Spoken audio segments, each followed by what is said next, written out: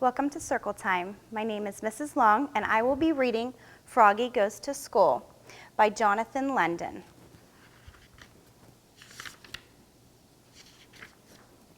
It was the first day of school. Froggy woke up and looked out his window. The sun was high in the sky. "Oh no, the bus, he cried. "I'll miss the bus." He hopped out of bed and flopped outside. Flop, flop, flop. The bus was leaving. "Wait, wait," he yelled, and took a mighty hop. The bus hissed to a stop and the door folded open. Froggy flopped up the steps. Flop, flop, flop. But when he reached the top, everyone laughed and pointed their finger. "Froggy," yelled his friend Max. "What? Did you forget something?" Froggy looked down. Oops, he was in his underwear. He dashed to the back of the bus and hid behind Max's umbrella all the way to school. At school, he hopped behind bushes. He tried to hide behind the flagpole. He rolled down the hall like a bowling ball, and in class, he pretended to be a flower pot. "Froggy," called his teacher. "What?" But it wasn't his teacher at all. It was his father. Froggy rubbed his eyes. He had been dreaming. He was still in bed. "Rise and shine, Froggy," said his father. "It's the first day of school." This time, Froggy got all dressed. Zip, zoop, zup, zut, zut, zut, zat. Then he folded into the kitchen. Flop, flop, flop. He tried to pour milk on his bowl of flies, but the carton flew out of his hand. "You're just nervous about school, Froggy," said his mother. "Everyone is, the first day." "Not me," cried Froggy. And together they leapfrogged all the way to the bus stop. Flop, flop, flop. At school, Froggy found his name tag on his table. He liked his name. It was the first word he knew how to read. It was the only word he knew how to read.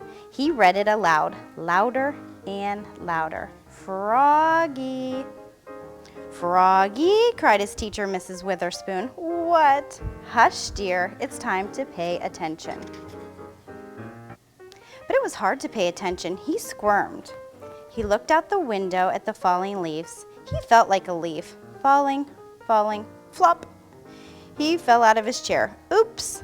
Kindly stay in your seat, dear," said Mrs. Witherspoon. "We'll sit on the floor at circle time." At circle time, Miss Witherspoon said, "Now, children, today I'd like you to tell us what you did last summer. Who wants to go first?"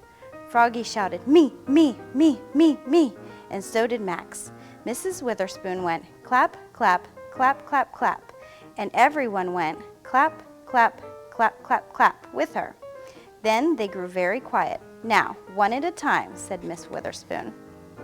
When Froggy's turn came, he jumped up and said, "Last summer, I learned how to swim." And he sang, "Bubble, bubble, toot, toot, chicken airplane soldier." And everyone jumped up and joined in. Bubble, bubble, toot, toot, chicken airplane soldier. When, in walked Principal Mugwort. "Bubble, bubble, oops," cried Froggy, looking more red in the face than green. Mr. Mugwort glared at him. Then he joined in, "Bubble, bubble, toot, toot, chicken airplane soldier," till the bell rang for recess. When Froggy flopped off the bus after school, his father said, "Froggy, how was your first day of school?" "Great," said Froggy. "I taught the principal how to swim." That's nice," said his mother, "but where is your lunchbox and baseball cap?" "Oops, I left them at school." "Oh, Froggy, will you ever learn?" said his mother.